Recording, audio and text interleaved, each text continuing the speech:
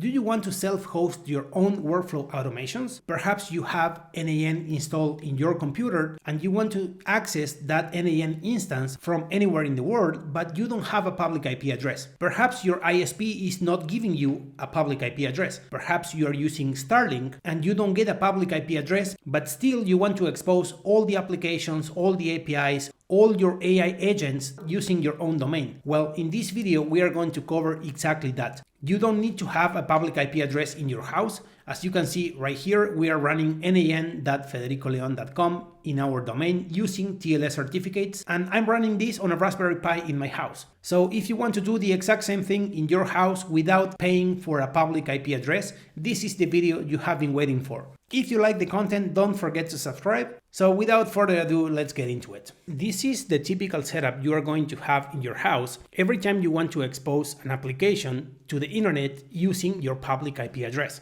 In this case, you can see we have this little server right here, in this case just a Raspberry Pi, and we have a running application right here. It can be a front end, a REST API, an application running in Kubernetes, whatever it is that you want to expose in here. And what you are going to do is use your home router to configure a port forward, meaning that every request that is coming to your home router will be forwarded to this specific server. In order to do this, first you need to configure your DHCP server that you have in your home router to assign a static IP address to this device. In this way, every time you start or boot this device right here, you will always get the same IP address within your home network. And you want to do this because this port forward that you configure in your router will be forwarding the traffic to a specific IP address. If you get a different IP address every time you turn on this device, then this port forward will fail in those cases. Once you do this, you can access your public IP address with the port that you want to use, and then the traffic will be redirected to your device.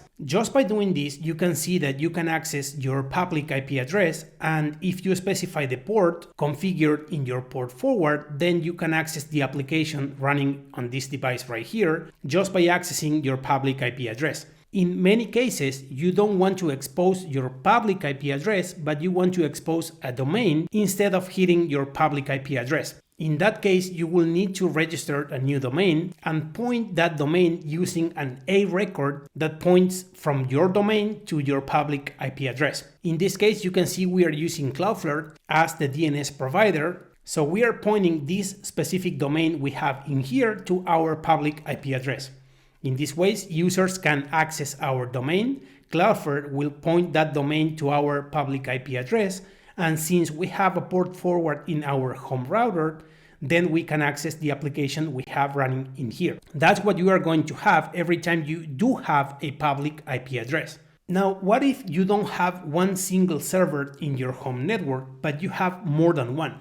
In this case, for example, you can see we have 3 different servers, 3 different Raspberry Pis in this case, and the port forward that we configure in here now cannot be going to any of these servers directly because we want to load balance the incoming traffic to all of our servers. In this case, as you can see, what we need to do is configure a load balancer, that is this little artifact we have in here, and the IP address that we configure in our home router is the IP address of the load balancer. Every time you turn on or you turn off any of these servers right here, the load balancer will realize about that change and will be redirecting the traffic based on the available servers that you have. If you configure the IP address of any of your devices, then the port forward will be going to this device itself, but if you turn this device off, then your application will be unavailable. That's why we want to have a load balancer, and the port forward we configure in here is using the IP address of the load balancer, and now we are not using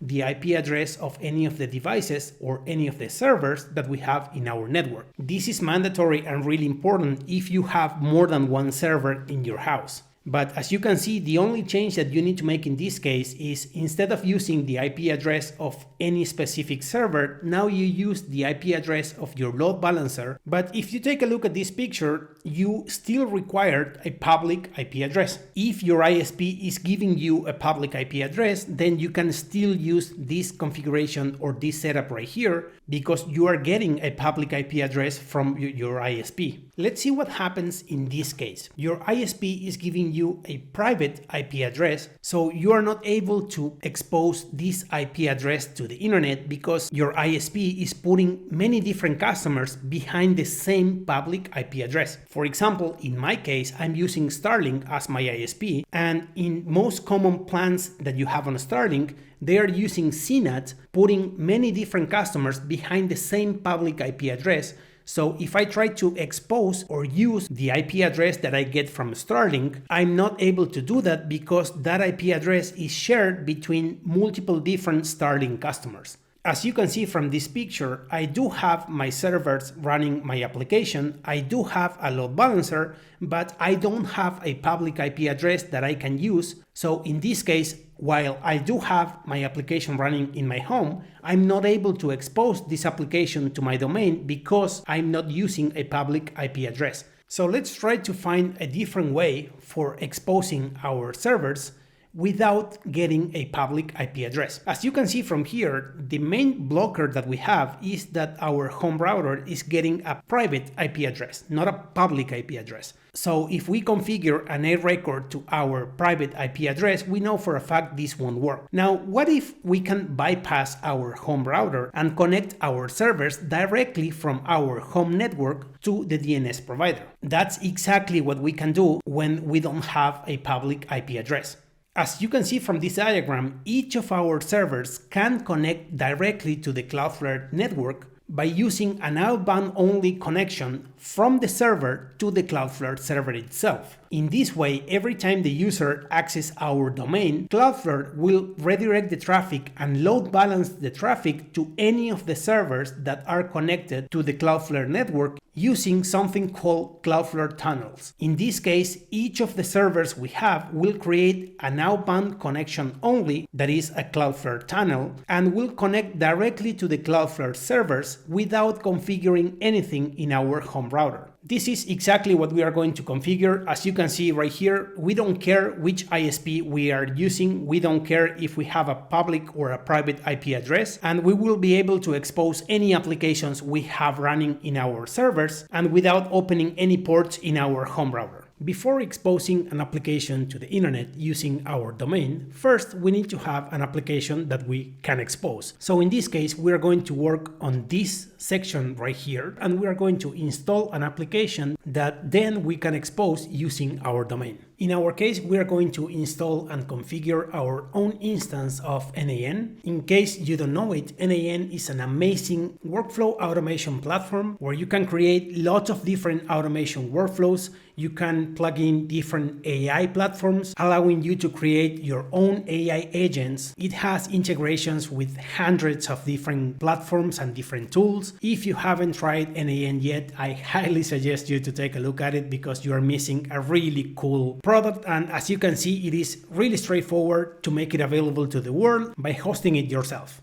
Here in documentation, you can see self-host n8n. Accessing this, you can see self-hosting n8n. In our case, we are going to use Docker. So here you have Docker installation guide. Here you can see all the benefits that we get from using Docker to run our own n8n instance. Again, in my case, I'm using Kubernetes to run my n8n instances. But for the sake of this example, we are going to use Docker Compose to run our own n8n instance in our Raspberry Pi. From here, you can see you can also use n8n in Docker with Docker Compose. You can find the Docker Compose configuration in n8n hosting repository. Here you can see you have Docker Caddy, you have Docker Compose, and also Kubernetes. We are going to focus on Docker Compose.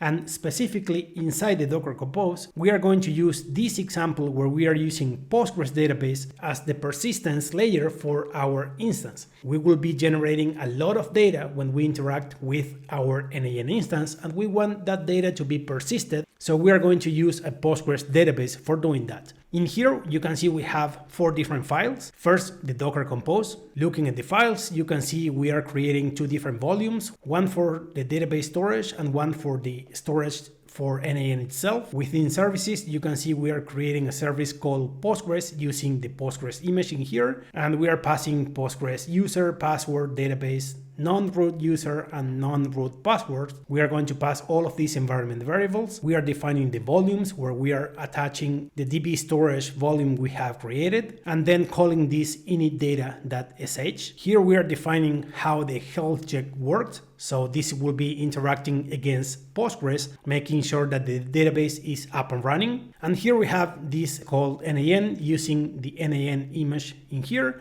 We are also passing the environment variables where we define the same variables we defined in here.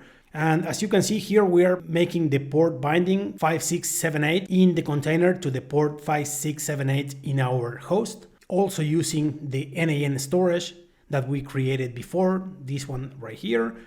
And this n8n service depends on the Postgres service itself. So we are going to copy this file and we are going to name this Docker Compose.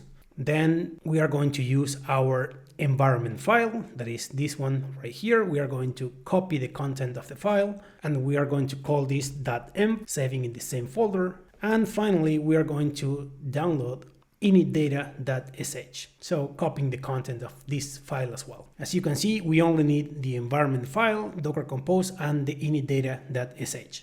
Looking at the files we have in here, we have our Docker Compose, the environment file, and our initdata.sh. In our case, we are going to work with the environment file. We are going to change our Postgres user to leondevs. Postgres password will be leondevs123. This is the access for your own database, so please make sure that you're using safe and really strong passwords when defining these values right here. We can open a new terminal, go to our folder right here, and you can see we have our Docker Compose file, so we can execute Docker Compose up.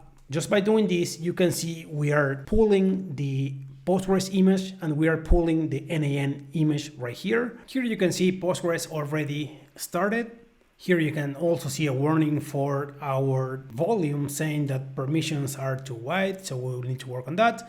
But here you have the application up and running, and as you can see, we can now access localhost 5678. And as you can see, we are running our application in localhost 5678/setup. Now that we have confirmed that our Docker Compose is valid and we can run our own n8n instance, let's do the exact same thing but on a Raspberry Pi. We are going to work with this little device right here, this little Raspberry Pi in here.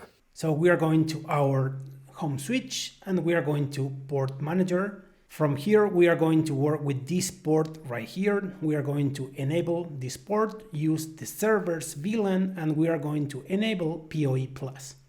We apply these changes. As you can see, just by doing this, I can give power to the Raspberry Pi connected to this port. And if we take a look at the node that we have connected here, we are going to have this IP address based on the DHCP configuration I have in my home router. Now we can go to a new terminal and we can SSH, and we are going to use my username to this IP address. I'm going to use my password in here. And now we are inside our Raspberry Pi. We are going to change directory to OPT, that is where we are going to have our self-host application, and we are going to create a new folder called n8n. We are going to n8n, and as you can see, we are inside opt/n8n. If you take a look at the content of the folder, we don't have anything in here, so we are going to create our Docker Compose. In this case, Docker Compose. And here we are going to take the content of our Docker Compose. So you can see in here, Docker Compose, and we have the content of the file exactly as we have it in here. We are also going to create our environment file. And we are going to take these credentials right here, paste that in here. And finally, we are going to create our initdata, initdata.sh. Copy the content of this file as well, and just set that. As you can see in here, we have Docker Compose, the environment, and initdata. we need to ensure that init data is executable. So we are going to chmod and just make this executable for the init data. Now, as you can see, now we can run and execute our init data.sh. Finally, we are going to execute docker compose up. As you can see, we don't have Docker installed in our Raspberry Pi. Here in the Docker documentation, you can see for Docker Engine in install. For Raspberry Pi, you can see install Docker Engine on Raspberry Pi OS, and this is for 32 bits. As you can see right here, for installing that on a 64-bit on ARM64, follow the instructions for Debian. These are the instructions for installing Docker Engine on Debian, in our case Raspberry Pi 64, ARM64. So we are going to remove all of the conflicting packages we might have. Just copy this command and paste that in our Raspberry Pi. We are going to remove everything that we don't need. We are going to use the apt repository in here. So copy all the instructions in here and just execute this. And now we are going to install Docker with all the different dependencies. As you can see, we are installing the Docker engine itself, the CLI, we are installing Docker Compose, buildx for building for different architectures. So just by installing this, we are going to install Docker in our Raspberry Pi. Now that we have installed Docker, if we execute Docker, you can see the Docker CLI is up and running. And looking at the content of our folder, we have our Docker Compose, the environment file, and init data.sh. So now we can execute docker compose up to start our docker compose file, and we are going to run this in detach mode so we can keep using our terminal. You can see in here we are creating the network, the volumes. We already pulled the images from n8n and from Postgres. So now we can execute docker ps, and here you can see we have this container running in port 5678, that is n8n, and this container in here running Postgres, also healthy. So we can execute docker logs and pass the container ID for n8n. And here you can see editor is now accessible via localhost 5678. So we are running this in our Raspberry Pi. If we execute curl to localhost 5678, you can see we have the application running. So now if we try to access our n8n instance using the IP address of our Raspberry Pi, you can see this warning right here. The main problem is that we have configured our n8n instance to use a secure cookie, but in this case we are accessing using the IP address instead of accessing with localhost. So we can either enable TLS/HTTPS, which we don't want to do right now. This is highly suggested when you are going to run this on a productive environment. But in my case, since I just want to access the n8n instance running in the Raspberry Pi without configuring HTTPS, I'm just going to disable the secure cookie by using this environment variable. I can go to the Raspberry Pi here. We are going to modify our Docker Compose, and here in environment, we are going to pass a new value called secure cookie equals false. We are going to save this, and now we are going to execute Docker Compose down, and again Docker Compose up. After we restart our Docker Compose instance, you can see that now we can access the IP address of our Raspberry Pi using port 5678, and here we have our own instance of n8n running in our Raspberry Pi. Now that we have our application up and running, let's see how we can expose this application in our domain. As we saw, now we have our application running in our Raspberry Pi. So now we need to work in our DNS provider. In our case, we will work in Cloudflare to create a Cloudflare tunnel that we can use to connect our Raspberry Pi. For doing that, we are going to access cloudflare.com and we are going to log in right here. If you don't have a Cloudflare account, you will need to create one. In this case, I'm going to log in using my credentials. If you haven't configured your two-factor authentication in Cloudflare, I highly suggest you to do that. In my case, I have configured my two-factor authentication using a cell phone that is not the cell phone that I usually carry on a daily basis. So here I can just enter my code. In here in the main dashboard, you can see all the domains that you have configured. And here on the left, you have one called Zero Trust. We're going to access this one. Now from here in networks, we have tunnels.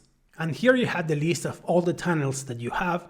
In our case, we're going to create a new tunnel. Here you can pick the different tunnels that you can create in Cloudflare. You can select Cloudflare, which, as you can see right here, establishes a secure outbound only connection to Cloudflare for user to network connectivity. We are going to pick this one. In here, it is asking for the name of the tunnel. We are going to call this example tunnel and save tunnel in there. In here we have all the commands that we can use to install the Cloudflare tunnel in all the devices that we want to connect to this tunnel. In our case, we are going to pick Debian, and from Debian we are going to pick ARM 64 bits. As you can see right here, we are going to add the key to Cloudflare, then add the Cloudflare repository, and finally install the Cloudflare service. We are going to copy this and we are going to execute this command in our Raspberry Pi. By doing this, we are going to connect our Raspberry Pi to the Cloudflare tunnel that we just created. So as you can see, you can connect a Windows computer, a Mac computer, a Debian computer, different types of devices to the same Cloudflare tunnel. In here, in our Raspberry Pi, we are going to execute this command. That's already up and running. And now we can see in here, after you have installed Cloudflare on your machine, you can install a service to automatically run your tunnel whenever your machine starts. And you can see that we can also run the tunnel manually in your current terminal session only, meaning that if we run this option, we will need to run this every time we start our Raspberry Pi. In our case, since we want to have a service that starts every time we turn on our Raspberry Pi, we are going to run this option right here. As you can see, we can use sudo Cloudflare service install, and we are passing the token corresponding to the Cloudflare tunnel that we have just installed. Using systemd, Linux service for Cloudflare installed successfully. Now, if we go back to Cloudflare, you can see we have the connector ID and the status is connected. If we click next, now we can route traffic to our instance using the Cloudflare tunnel itself. In our case, we will use n8n, and in here we can pick the domain that we want to use. In my case, I want to run n8n for my main domain, that is this one, and you can see right here that a new DNS record will be created for n8n.federicoleon.com, and Cloudflare will automatically create this DNS record in my main domain. Now for the service, I'm going to use HTTP, and here I'm going to put localhost, and we are going to use the port 5678. This port is the exact same port that is running in our application. Now here in additional settings, you can see for HTTP settings, this is the HTTP port header that you can use.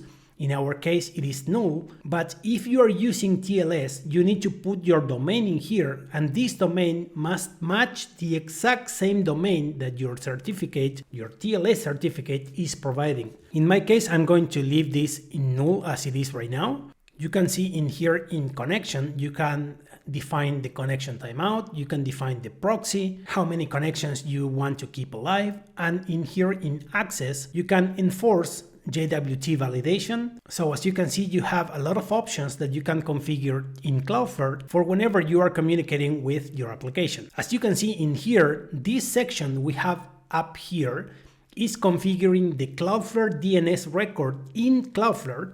So we are creating a new DNS record for this subdomain n8n.federicoleon.com, and in this section right here down below where you have service, what you are saying is every time you access n8n.mydomain.com, Cloudflare will redirect this request to this service running in the target device. So if you add more than one device to your Cloudflare tunnel, Cloudflare will automatically load balance all the traffic coming to this subdomain based on all the different devices that you have connected to the tunnel. If we go here and say complete setup, now we can see our example tunnel in here. The status is healthy. So if you go here and you say configure, you can copy the command that you need to execute in order to connect more devices to this tunnel. And here under public host names, you have the list of all the host names that you have created for this tunnel itself. Here in tunnels, you will have the list of all the tunnels that you have. You can see we have our example tunnel that we just created, and this is the connector ID. If you click on this, you can see in here all the different devices that are connected to this Cloudflare tunnel. From your Cloudflare dashboard, you can see you have all the domains that you have registered in Cloudflare. So if we access this domain, that is the one we are working with right now, you can see in DNS, when we created the tunnel, Cloudflare created this DNS record right here. It is a CNAME, not an A record, but a CNAME. The name is n8n. And you can see that in here, the content of the CNAME DNS record is pointing to the connector ID from our Cloudflare tunnel. So every time we access n8n.federicoleon.com, Cloudflare will take that request and send it to any of the devices registered to that tunnel for it to process. So from here, if we go to a new tab and we access n8n.federicoleon.com, you can see this warning right here. The application is up and running. You can see if we access the site, we can get access to our n8n instance running in our Raspberry Pi without configuring any port forward, without opening any ports in our home router. But you can see this warning right here. This is saying that the certificate is valid, the Cloudflare certificate is valid, so the connection between our browser and Cloudflare is valid, but the response that we are getting from our Raspberry Pi is not handling this HTTPS connection. It is not a TLS connection. For the sake of this video, you can see that we already have an application running in our Raspberry Pi. We were able to create a tunnel and then configure the tunnel in Cloudflare so we can redirect traffic to that server, to that Raspberry Pi. So I could end this video right here, but since having n8n is something really useful for you, I'm going to go one step above and show you how you can do two things in here. First of all, configure TLS, and then we're going to configure n8n to use this domain. So whenever you create a webhook or whenever you create something that requires a domain, your n8n instance will have everything you need and will be using this domain we have in here. So first of all, let's get rid of this annoying warning in here by installing TLS. From here, from your Cloudflare account, you can go to SSL/TLS, and here you can see in SSL/TLS encryption, we are using the encryption mode flexible. This means that the connection between any browser accessing your domain and Cloudflare will use encryption in here, will be using TLS, but the connection between Cloudflare and your server, whatever server is that you are running behind Cloudflare, will not be using any TLS whatsoever. You can see in here, if you go to configure, you have many different options. You can put off in here, so all the connection between the user browser and Cloudflare will not be using HTTPS, and Cloudflare will not be using HTTPS when connecting to your server. You can use flexible, that is the one we have right now, and we want to use this one that is full strict. It is an end-to-end encryption between the user browser, Cloudflare, and your origin server, but for doing this, you need to install a TLS certificate in your server. For doing that, we are going to client certificates. In here, in client certificates, you can create different certificates from Cloudflare that then you can install on many different devices that you have. In here, we are going to create a new certificate. We are going to leave this as it is. We are going to use